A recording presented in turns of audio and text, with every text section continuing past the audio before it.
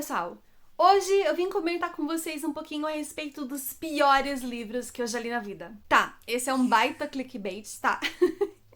Não é os piores livros que eu li na vida, eu acho um pouco pesado falar isso. Mas é mais ou menos isso mesmo, tá? São livros que eu li e que, de certa forma, acabei me decepcionando com a leitura por algum motivo. Às vezes é uma coisa específica que eu acabei não gostando na história e por isso a história toda, pra mim, acabou ficando ruim. Ou não gostei da escrita, não gostei da forma como o autor contou. Eu vou contar mais pra vocês a respeito dos livros no decorrer do vídeo. Esse vídeo é inspirado em um vídeo do Hats que ele fez no canal dele falando sobre livros que ele não deu nem 3 estrelas. Então, a forma como eu fiz para escolher esses livros é exatamente essa. São livros que eu não cheguei a dar nem 3 estrelas, dei 2,5 estrelas para baixo. Antes da gente começar, eu quero dar 2 avisos muito importantes. O primeiro é que esse vídeo vai ter spoiler. Não tem como eu falar para vocês algo que eu não gostei no livro se esse algo não for um spoiler, não tem como eu deixar isso claro. Então, possivelmente vai ter spoiler, continuem pela sua conta e risco.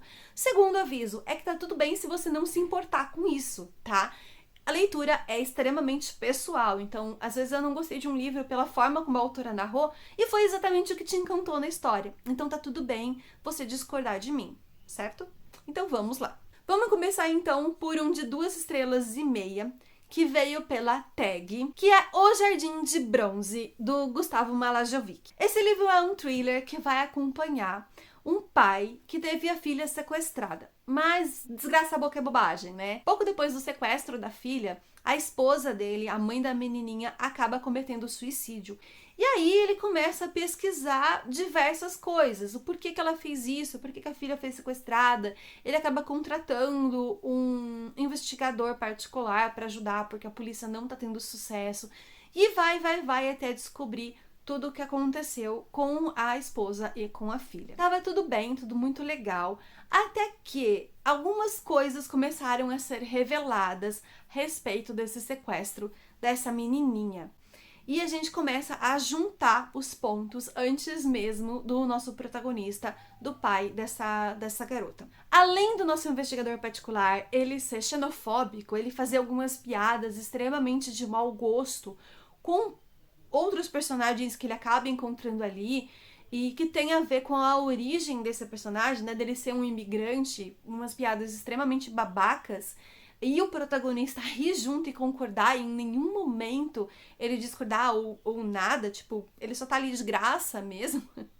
Tem também o fato de que nós temos um incesto romantizado nesse livro. O sequestrador, ele era irmão de sangue da esposa do cara, né, da mãe da menininha, e eles acabaram tendo um romance quando jovens, quando adolescentes. Em algum ponto ali, ela acabou fugindo dessa situação, porque além dela estar se apaixonando e estar vivendo um incesto com o seu irmão, ela também estava vivendo um relacionamento abusivo. Ele era um pouco abusivo, ele era agressivo, tinha questões com o pai dela também. E ela acabou fugindo dessa vivência, acabou fugindo dessa realidade e construindo outra vida para si. Mas quando a menina dela, quando a filha dela é sequestrada, ela acaba se matando porque o sequestrador é, então, esse irmão dela que acaba levando a menina para criar meio como se fosse, sei lá, uma futura esposa para ele. É um negócio, assim, bem nojento, pra ser bem sincera. Particularmente, não rolou. Outro livro que eu dei 2,5 estrelas foi Fahrenheit 451. Esse livro aqui, eu me decepcionei com ele. Basicamente foi isso. Eu criei uma fanfic na minha cabeça, uma história que ia ser maravilhosa e extremamente profunda, e extremamente complexa, e o que eu encontrei não foi isso. Fora as críticas que ele faz durante o livro serem um tanto superficiais, um tanto rasas, assim, não destruam os livros, porque livros são importantes, livros levam as pessoas a pensar, tipo, é muito isso só, sabe? Tem umas coisas que não são muito bem explicadas, tem umas coisas que não são muito bem aprofundadas.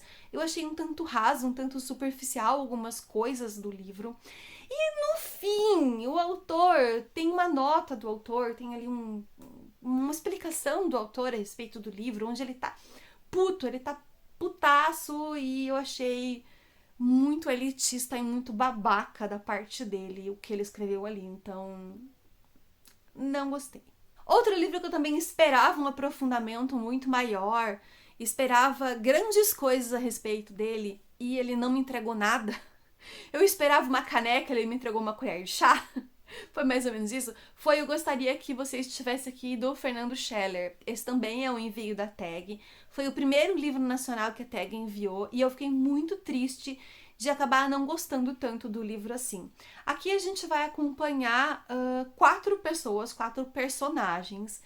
Dentre eles, 3 são adolescentes no início da história e são muito amigos. E aí, no decorrer da história, eles crescem.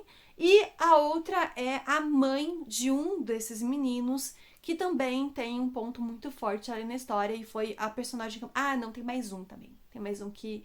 Tem um senhorzinho também que veio do interior, do Nordeste ali, procurar a filha, que é uma mulher trans. Esse livro promete falar sobre a revolução musical, a chegada do HIV no Brasil e tudo mais.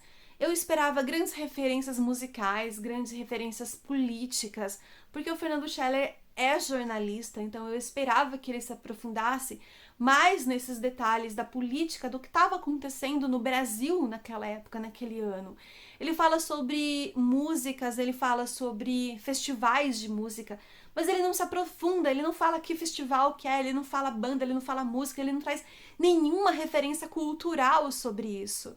É muito raso, é muito superficial, e o livro prometeu isso na capa, sabe? Tá lá na sinopse, na premissa.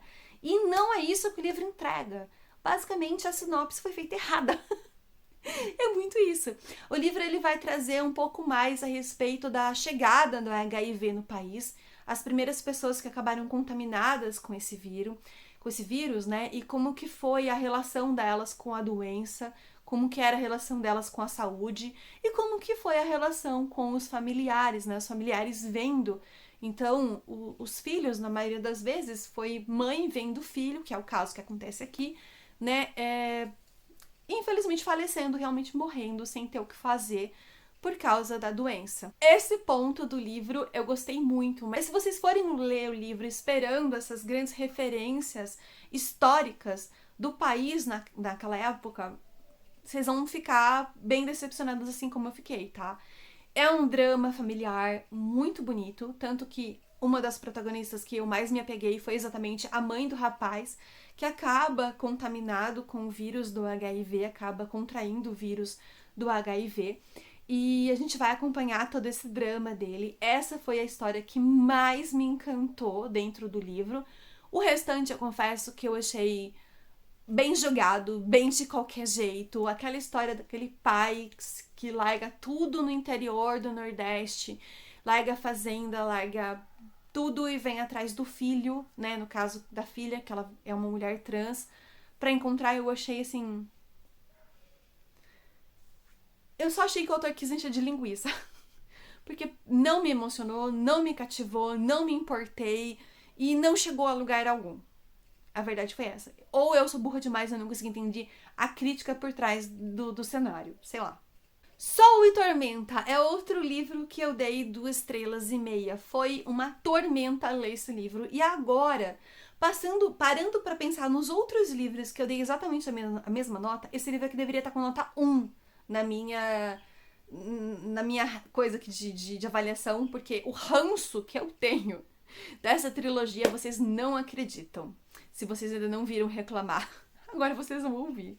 Esse segundo livro não serve pra nada. Nada. É um desperdício de tinta e de papel.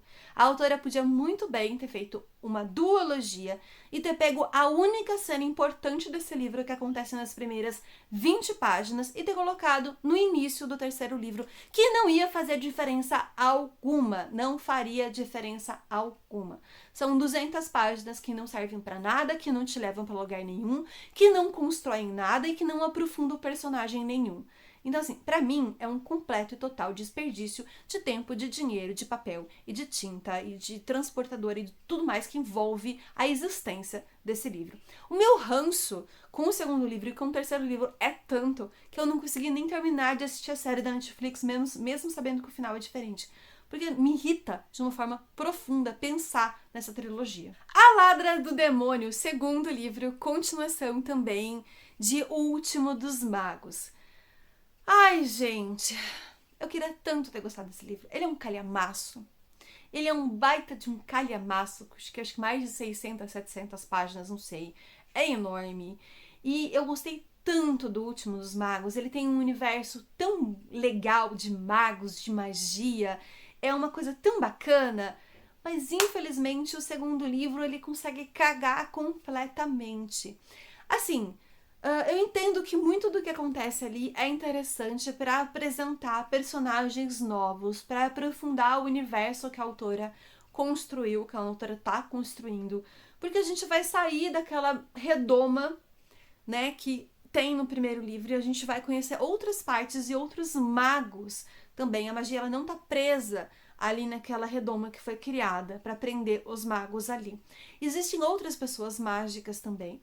Só que o problema é que o livro é todo uma enrolação. Tudo que acontece dentro do livro poderia ser facilmente reduzido para 300 páginas. Não tem necessidade de ter tudo aquilo. Porque a gente tem muita enrolação, é muita cena assim. É a página inteira ela descrevendo a rua que ela tá passeando de cavalo. É uma página inteira ela descrevendo a escada que ela tá subindo. É uma página inteira ela descrevendo o restaurante que ela sentou para comer. É uma página inteira ela divagando sobre o que ela tá sentindo ou o que ela teria que sentir, ou o que ela deixaria de sentir. Sabe? É muita coisa desnecessária que não tem necessidade de existir. A história, se ela fosse reduzida, passaria pra gente, teria a mesma carga emocional pra gente que tem. Sabe? Não tem necessidade. Em O Último dos Magos, a gente vai conhecer a Esta, que tem como poder paralisar o tempo. E esse poder dela, ele pode ser amplificado quando ela usa uma certa pulseira, que tem uma pedra mágica nessa pulseira.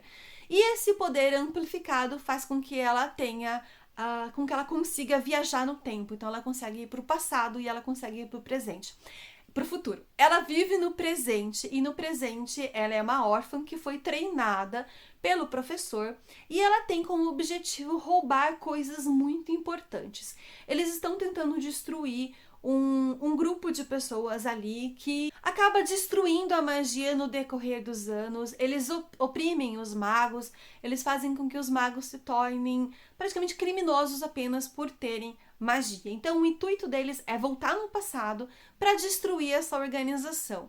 E para fazer isso, ela tem que encontrar o mago, uma pessoa chamada o Mago. Naquela época ele era muito famoso.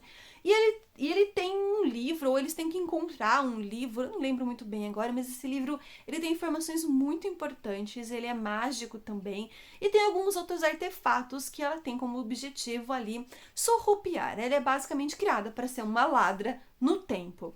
E uma das primeiras cenas é muito legal, porque a gente vê ela voltando no passado, ela arrombando um cofre e ela paralisando o tempo. É muito legal. Ela é uma personagem muito legal. E o Mago também é um personagem muito legal. E a gente vai conhecer diversas outras personagens ali. Ela vai para essa cidade que tá nessa redoma. Ela vai se infiltrar em um clã de criminosos ali. E a gente vai acompanhar esse universo. A gente vai acompanhar a formação desse roubo. Ela precisa roubar e ela vai entrar no meio desse pessoal. E é basicamente isso que a gente vai acompanhar. E esse livro, assim, toda a aventura é muito legal, todos os personagens são muito bem construídos, todo o universo é muito bem explicado, sabe? É muito, muito legal você imaginar aquilo, é acreditável. E a forma como o livro termina também deixa assim nossa, eu preciso da continuação, sabe? Ele tem todo um ritmo muito gostoso. E a maldição do segundo livro caiu sobre a autora e ela fez essa cagada que foi A Ladra do Demônio. Bruxas e Bruxos, eu dei 2 estrelas também e eu nem lembro direito desse livro, gente. Eu lembro que eu li e possivelmente eu não gostei. Porque eu dei só 2 estrelas, eu não continuei com a série. E eu, sinceramente, eu não lembro muito desse livro. Eu lembro que são 2 irmãos que são bruxos, que estão presos no início e eles têm que fugir. É só isso que eu lembro desse livro, não lembro mais nada. Mas eu dei 2 estrelas, então eu não gostei. Como Treinar o Seu Dragão é outro livrinho que eu dei 2 estrelas. Porque a minha decepção com esse livro envolve a questão de que eu assisti o filme primeiro. E eu achei que o filme ele tinha sido uma adaptação fiel do livro e não é o que acontece. O filme ele se aproveita do universo que existe, o universo viking que existe. Ele se aproveita dos personagens que existem, do nome e das características físicas dos personagens, mas ele cria outra história, ele cria completamente outra história. Então não existe o Banguela no livro, sabe? O nosso protagonista, ele não monta no Banguela no livro. Então, assim, é muito triste. É muito triste que eu não encontrei a história do filme no livro bem mais trabalhada, bem mais aprofundada. Não é isso que acontece. O livro, ele é realmente muito juvenil, muito indicado para quem tá ali começando a descobrir os livros com 8, 9 anos de idade. Acho que se eu tivesse lido o livro primeiro, eu teria tido outra experiência. Então, na verdade, a minha decepção com isso se envolve com relação a isso, ao fato da adaptação não ter sido fiel e eu achar que eu ia encontrar a história do filme no livro. E não foi isso. Então, não é que o livro é ruim, é só que, infelizmente, eu não sou público-alvo, obviamente, né? Não tenho 9 anos de idade. Talvez o público-alvo fosse meu filho. E a história ser completamente diferente, a gente não tem um Banguela. Outro livro é A Elite. Eu já reclamei muitas vezes com vocês também a respeito da trilogia da Seleção. Eu gostei muito do livro A Seleção, assim como eu gostei muito de Sombra e Ossos, e eu fui ler as continuações com muita sede ao pote, esperando que a autora ia aprofundar muito o sistema político daquele universo que ela criou, que ela ia explicar mais sobre rei e rainha, sobre o universo, sobre esse Estados Unidos distópico e tudo mais. Não é o que acontece aqui. Muitas das poucas cenas que a gente tem que falam um pouco mais sobre a rebelião e sobre a parte política são extremamente rasas e curtas e muito, muito pequenas, porque definitivamente não era o que a autora queria fazer. Ela queria foco no romance, realmente. Eu entendo isso, mas acabou me decepcionando porque não era o que eu esperava encontrar, não era o que eu queria encontrar. Poderia ter o romance, poderia, mas ela poderia ter trabalhado também essa parte e ter feito um pouquinho mais de páginas que tava tudo bem, sabe? Que tava tudo certo. Fora que tem algumas cenas muito problemáticas com relação os dois ali, interesses românticos da nossa protagonista, o Maxon e o outro, que eu não consigo me lembrar o nome agora. Tem algumas cenas que eu definitivamente não gostei. E assim, o último livro tá aqui? Não, o último livro não tá aqui. Eu acho que eu dei 3 estrelas pro último livro, porque eu não sei, porque eu odeio aquele final. Aquele final simplesmente é ridículo. O pai do Maxon, do príncipe Maxon, ele seria simplesmente o vilão perfeito. Ele ia ser um vilão incrível, se desde o início do livro ele tivesse assumido essa posição. Muito melhor do que os rebeldes, muito melhor do que aquele monte de bomba que não coloca risco em lugar nenhum e que não traz risco e que não traz preocupação pra ninguém. Ele ia ser um vilão perfeito. E quando ele põe a máscara de vilão, a autora simplesmente vai lá e pá, matei. Morreu. Só. Então, assim, não. Carrossel Sombrio e Outras Histórias também foi um livro enviado pela Tag Inéditos. Ele foi o livro de aniversário da Tag de 2020, se eu não estou enganada. E estava numa edição simplesmente maravilhosa. Foi meu primeiro contato com a escrita do Joey Hill e definitivamente eu acho que antologia de contos não é uma coisa que eu acabo gostando muito. Porque os contos que eu não gosto acabam pesando muito pra mim, muito mais do que contos que eu gosto. Fora que nessa antologia, sei lá, tô chutando um número aqui, tá? Eu não lembro agora quantos contos tem. De 20 contos que tem, eu não gostei de 18. Só 2 contos que foram realmente bons pra mim. Então, assim, quando eu junto tudo num livro só, acaba que o livro acaba não sendo bom pra mim. Nova Jaguaruara. O que dizer da Nova Jaguaruara? Esse é um livro nacional que eu acho que até hoje ninguém sabe quem é o escritor. Não sei se esse mistério ainda permanece, eu simplesmente não continuei pesquisando a respeito. Mas me indicaram esse livro durante uma maratona de Halloween que aconteceu, acho que em 2020, 2021, não me lembro muito bem agora. Falaram que era muito bom e por ser um livro brasileiro, eu corri pra ler. Mas eu acabei me decepcionando bastante durante a leitura. O autor, ele coloca uma protagonista em uma situação aqui que é extremamente machista e desnecessária. Tem uma personagem feminina do livro que não é importante pro livro, que não carrega, que não leva a história a lugar nenhum, que não tem importância nenhuma pro plot, que poderia simplesmente não existir, que não ia fazer diferença alguma dentro do livro, para ser violentada e estuprada pelo seu pai e pelo seu irmão em seguida. Depois ela mata os dois a facada e vai embora. Ela acaba ficando doente, sabe a Deus por quê, porque o autor também não explica, e ela quase morre no meio da floresta, sendo que fazia 20 minutos que ela tinha saído de casa. Então assim, só pro protagonista homem ir lá, olha, te curei com os meus poderes divinos. Você tá curada. E aí ela sai dessa situação não apenas curada fisicamente, né, porque ela tava quase morrendo no chão da floresta, como emocionalmente. Ela acabou de passar por 2 abusos sexuais e é como se ela não tivesse passado por nada. Como se ela estivesse lá caçando borboleta na floresta. Porque, olha que linda vida, maravilhosa, eu vou amar novamente, vou me entregar para o amor, que é exatamente seu primo, que eu acabei de olhar pra ele e me apaixonei. Não.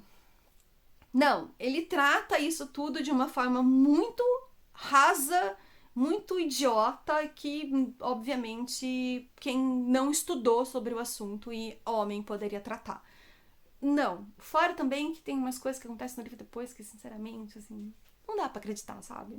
Não funcionou. Filhos de Virtude e Vingança é outro livro que eu dei 2 estrelas. E agora, parando pra pensar, Nova Jaguará devia estar com 0 estrelas. 0. Porque, assim, Filhos de Virtude e Vingança é um livro que não é de todo ruim. Tem algumas coisas muito interessantes dentro dele, acontecem umas coisas muito interessantes. A autora consegue trazer mais desse mundo dos magis pra gente, né? Porque no primeiro livro a gente vai acompanhar, então, 3 protagonistas. A nossa protagonista, agora eu não lembro o nome dela, ela tem uma herança de magia que ela não consegue mais acessar. Ela tem os cabelos brancos que identificam os magis dentro desse universo que a autora criou. E ela acaba tendo como objetivo que ela tem que fazer a magia voltar ali. Acontece uma situação e ela acaba tendo isso como um trabalho. Ela tem que fazer a magia voltar, ela tem que fazer um ritual para fazer a magia voltar. E quem tá acompanhando ela nessa empreitada é nada mais, nada menos do que a filha do rei, que é exatamente contra os magis, que pretende assassinar e matar todos os magis. Ela acaba se juntando à nossa protagonista, porque ela não gosta do pai, ela acha que o pai tá fazendo muita merda. E o irmão dela acaba se juntando também em determinado momento ali. Só que no final acaba acontecendo muita coisa errada, muita cagada. Tipo, as coisas não saem como tinham sido planejadas. E posteriormente o livro 2 acaba sendo uma sucessão grande de cagadas. E a autora, ela se baseia em cima disso. É isso que me irritou dentro do livro. Todos os personagens conseguem enxergar que aquele caminho que eles estão trilhando é o caminho errado. Não é o caminho certo. Não vai levar eles pra ganhar a guerra, sabe? Eles estão ali de teimosos e de orgulhosos, que eles são um bando de imaturo. E a história te mostra isso, o personagem te mostra isso. Mas se a autora não seguir essa linha, não tem história pra contar. Porque se ela fizer as pazes com outro personagem, não tem história pra contar. Então ela segue uma sessão muito grande, assim, de burrice, sabe? A personagem... o certo seria eu ligar pra polícia porque tem um ladrão pulando meu muro. Eu vou pegar a faquinha de pão e vou contra e vou atacar o ladrão que tá armado, sabe? Com uma metralhadora. É mais ou menos isso, tá? A linha de raciocínio que a autora segue. E isso me irritou muito durante a leitura. Tudo bem o personagem ser burro, gente. Eu sou burra. Tem coisas que eu sou burra também. Tá tudo bem, sabe? A gente não é obrigada a ser inteligente. Mas tem coisa que não vai, cara. Tem coisa que não vai, sabe? Não vai. Breathing, o 3º volume de Eragon, é outro livro que também só serviu pra encher de linguiça. Tem 2 ou 3 cenas importantes durante todas as mais de 500 páginas do livro, que poderiam facilmente estar no 2º ou no 4º volume. Ainda não li o 4º volume, porque eu acabei perdendo completamente a vontade de continuar com a quadrilogia, com a série. Mas ele tem poucas cenas importantes que realmente fazem a história andar, que fazem o plot mudar, que fazem as coisas andar da onde elas tinham parado. A gente tem muita cena aqui do Eragon andando no meio ali do do pessoal dele ali, de onde eles estão assentados, né, no meio das barracas, e conversando com as pessoas com assuntos aleatórios. E aí, como é que tá sua tia? Tá tudo bem? Ela sarou? Sarou aquela frieira no dedão dela? Ai, que bom! Ela passou a pomada que eu passei? Nossa, que maravilha! Olha, sua tia tem um pé muito grande. Sabe? São umas coisas, umas conversas, assim, que não levam a gente a lugar nenhum. E o pior é que isso acontece logo no início do livro. Então, o ritmo acaba sendo muito lento e a história acaba não interessando, não entretendo. E aí, quando as coisas realmente começam a acontecer, já tá, sei lá, mais pra lá da metade. Vai pra fora, borboleta. Foi. Então já tá muito adiantado, já tá com, sei lá, mais de 300 páginas. E aí, pra você chegar com mais de 300 páginas pra finalmente algo importante acontecer, é irritante. Eu Não Sei Quem É Você é outro livro que veio pela Tag Inéditos também, que me decepcionou bastante. Durante a leitura desse livro, eu lembro que tinha algo que estava me incomodando. Algo dentro do comportamento das personagens, alguma coisa ali estava me incomodando, estava me irritando. E quando eu terminei a leitura, eu lembro que eu entrei no aplicativo da Tag e estava acontecendo uma discussão muito grande a respeito desse livro. Diversas pessoas que se sentiram incomodadas com a leitura, assim como eu, estavam debatendo o livro ali com quem acabou não se sentindo incomodado. Acontece que esse livro ele vai falar sobre violência sexual. Violência sexual de menores de idade. Nós temos aqui duas famílias que são muito amigas. As mulheres dessa família, as mães, as matriarcas dessa família, elas se conhecem desde a adolescência, elas são amigas de infância.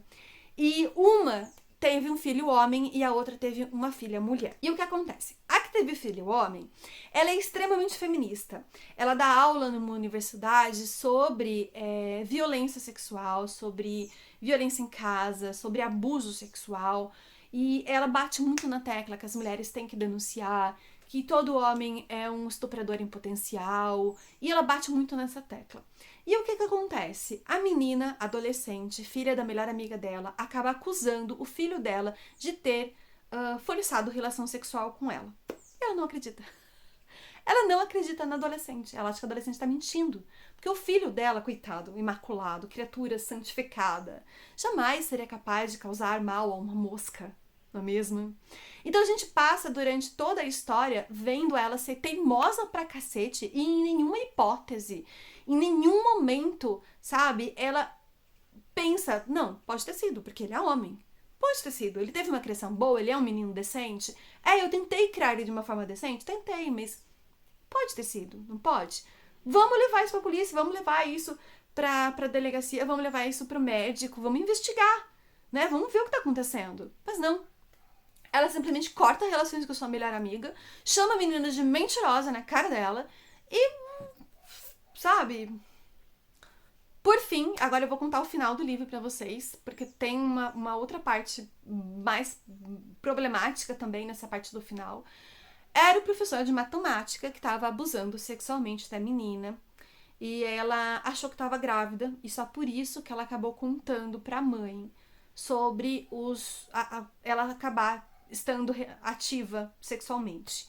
E ela acabou colocando a culpa no rapaz porque ela queria proteger o professor de matemática, porque foi mais ou menos isso que ele mandou ela fazer.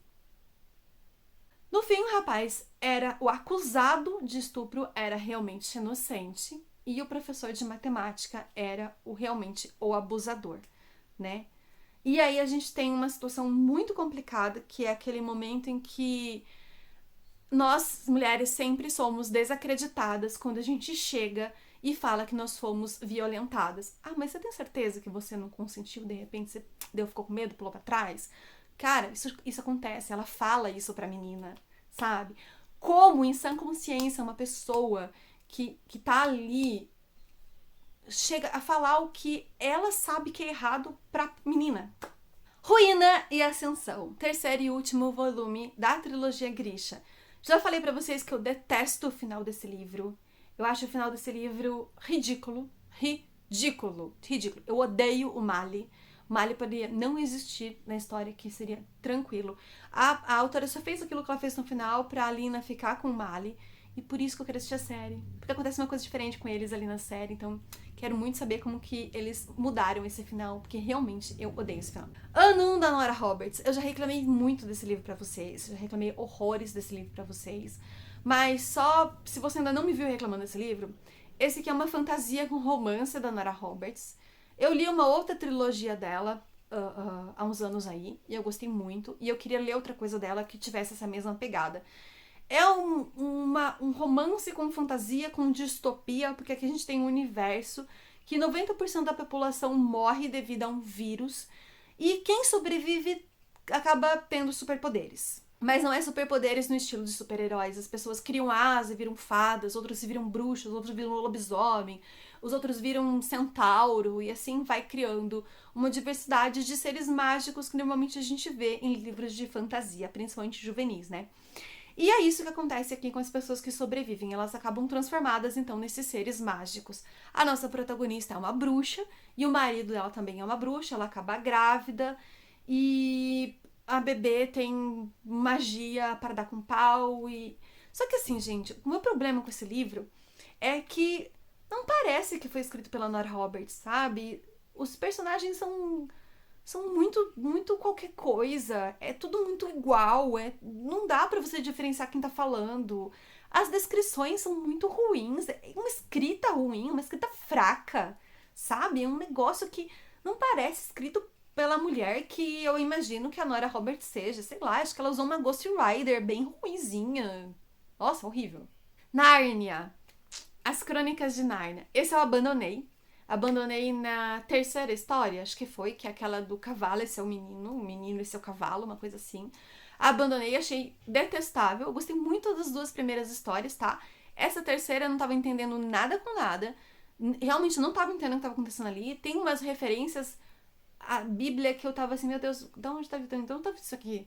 Sabe? Umas coisas assim que definitivamente não. Eu acabei abandonando o livro e não voltei para a leitura. Eu acabei dando uma estrela para ele aqui no Scooby, mas eu não concluí a leitura, né? Eu acabei abandonando e passando para frente. Não pretendo reler, nem tentar reler, nem nada do tipo, tá, pessoal? E finalmente os dois últimos livros. Um deles é A Ilha de Cansnubra, que é um livro nacional. É basicamente uma cópia de Harry Potter, tá? Diferente, mas igual de certas formas. E assim, é uma literatura juvenil. O nosso protagonista, ele é criança, assim como o Harry é no primeiro livro. E ele vai passar por diversas aventuras, diversas provações, é tudo muito fácil pra ele, assim como acontece com o Harry também. Ele vai encontrando coisas mágicas que vão ajudando ele no decorrer da história. Faz muito tempo que eu li esse livro, mas eu lembro que eu não gostei dele por causa disso, porque pra mim ele é um Ctrl-C, Ctrl-V de Harry Potter, mudando o universo, mudando o nome do protagonista e o dos outros personagens, mas muito do que acontece com Harry, ele usou na fórmula do livro dele, e eu não gostei da escrita, eu não gostei da história, eu não gostei dos personagens. E por fim, um dos livros mais antigos que eu tenho aqui no meu Scooby, esse acho que é mais antigo até do que Crepúsculo, se eu não tô muito enganada, que é A Terra dos Vampiros. Eu não lembro muito bem desse livro, tá? Assim como eu não lembro muito bem de Bruxas e Bruxos, mas eu me recordo que eu abandonei essa leitura, eu parei de ler, porque era um livro muito violento. Era um livro muito sombrio, muito violento, uma fantasia muito sombria. Eu acho que é até uma fantasia adulta, pelo que eu me recordo, assim. Tem muitas cenas de sangue, de tripas, de partes de corpo, pelo que eu me recordo. Aqui a nossa protagonista é uma jornalista e ela vai acho que pra Transilvânia, se eu não tô muito enganada, pra investigar alguma coisa que tá acontecendo ali, ou pra entrevistar alguém, eu não me recordo muito bem. E ela vai nesse castelo desse cara, que é a pessoa difícil ali de entrevistar. E ele convida ela pra passar a noite e ela aceita. E aí ela acaba saindo nos corredores do castelo durante a noite e vendo coisas que ela não deveria ver, né? Pessoas morrendo, pessoas sendo sugadas, vampiros, tripas, sangues e tudo mais. Então eu parei mais ou menos nessa parte aí, não lembro o que acontece com o livro, não sei o que acontece, abandonei e não me recordo muito bem da história também. Mas eu acabei dando uma estrela porque a história não tava descendo. Bem, esse foi o vídeo de hoje, então. Eu espero que vocês tenham gostado. E eu gostaria muito que vocês comentassem o nome de um livro que vocês deram menos de 3 estrelas. ou aquele que você deu 1 estrela, 2 estrelas, queria que vocês deixassem aqui o título do livro e comentassem pra mim, contassem pra mim, na verdade, né, por que vocês deram uma avaliação tão baixa, assim, o que não agradou vocês nessa leitura. Pode deixar spoiler, não me importo, pode meter spoiler aqui nos comentários, só escreve spoiler e escreve embaixo, porque se outras pessoas não quiserem ler, elas não precisam ler. Ou, melhor ainda, não leiam os comentários, gente, não leiam os comentários porque vai ter spoiler, a não sei que seja de um livro que vocês tenham lido também. Espero que vocês tenham gostado, não se esqueçam de deixar o like no vídeo, ele é muito importante, ajuda muito o crescimento do canal e a divulgação do vídeo, e se inscrever se você ainda não é inscrito. Um beijo, até a próxima!